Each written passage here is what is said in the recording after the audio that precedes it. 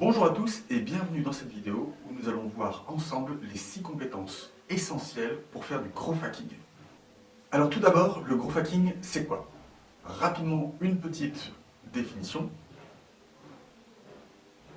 Alors, avant de rentrer dans le vif du sujet et de vous donner ma propre définition du growth hacking, je voudrais un peu démystifier un peu la chose, sortir un peu du côté un peu ésotérique, sur le sujet, sortir un peu tous les fantasmes et parler de ce que n'est pas le growth hacking.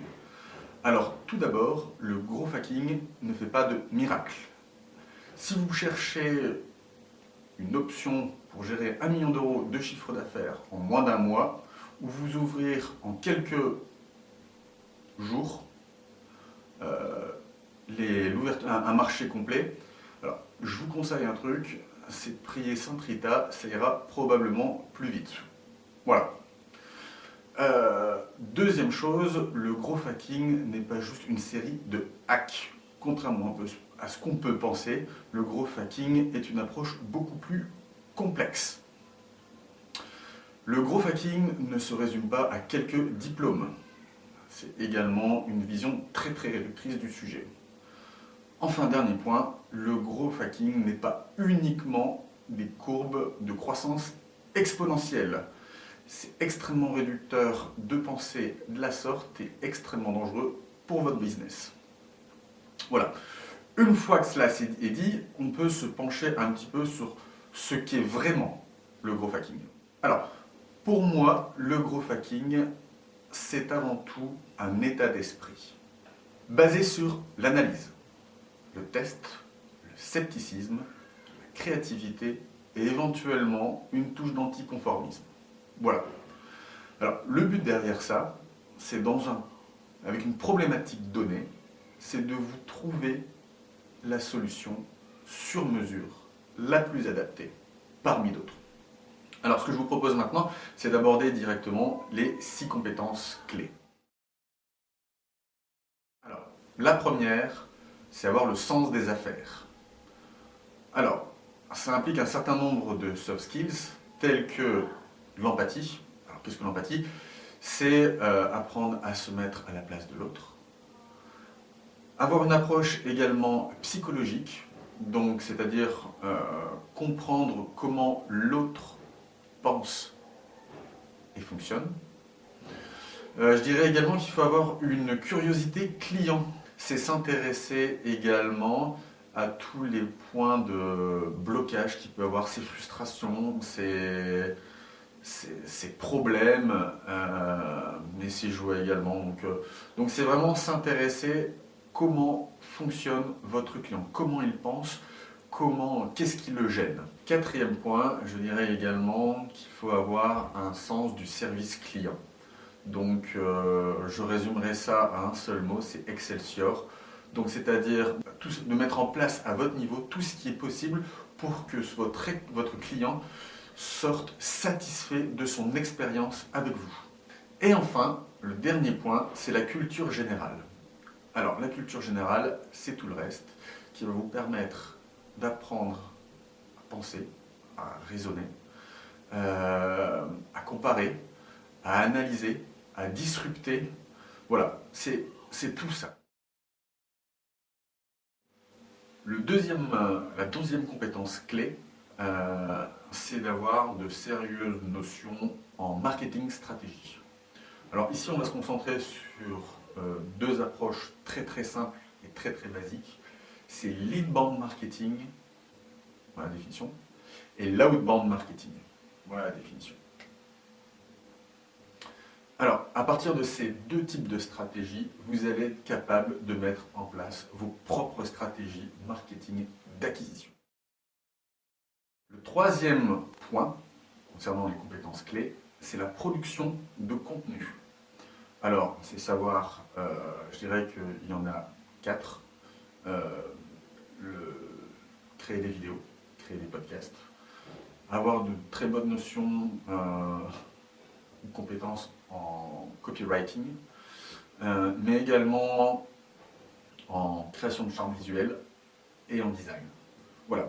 Alors, Pourquoi la création de contenu est importante dans le job d'un growth hacker?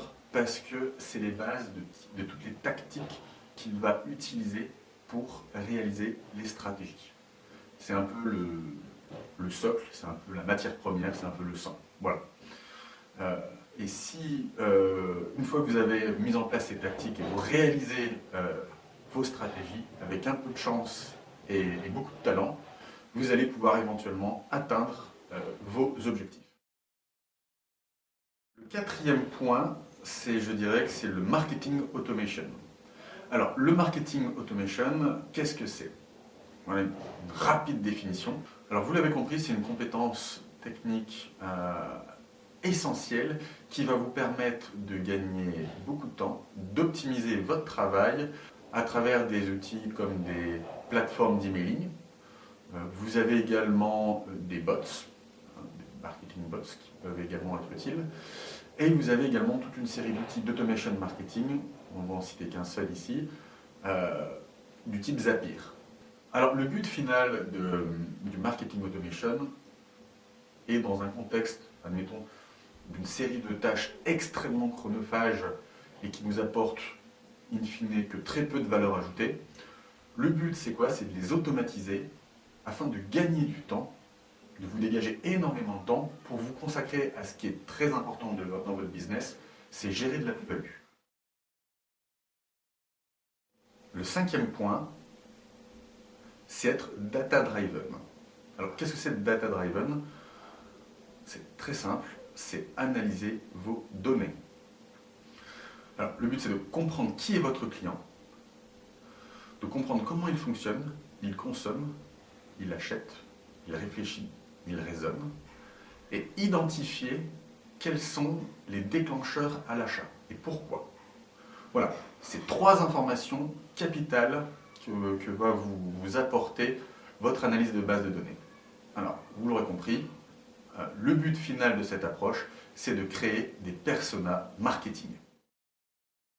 Enfin, le sixième point, c'est votre capacité d'investigation. Alors, en d'autres termes, c'est votre capacité d'investigation pour aller chercher de l'information. Par exemple, reconstituer l'organigramme d'une entreprise. Identifier qui est ou qui sont les preneurs de décision dans un processus d'achat. Comment les joindre? Quelle est la meilleure façon de les joindre? Est-ce que c'est par téléphone, par email, par recommandation?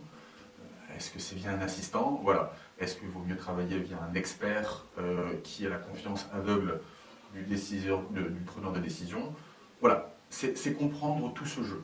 C'est également aussi savoir identifier dans un jeu de concurrence les fake news, des véritables informations. En d'autres termes, c'est comprendre où trouver l'information, comment la collecter et comment la traiter en vue de prendre les meilleures décisions pour votre business. Un dernier point pour le bonus, je vous dirais que c'est apprendre à apprendre.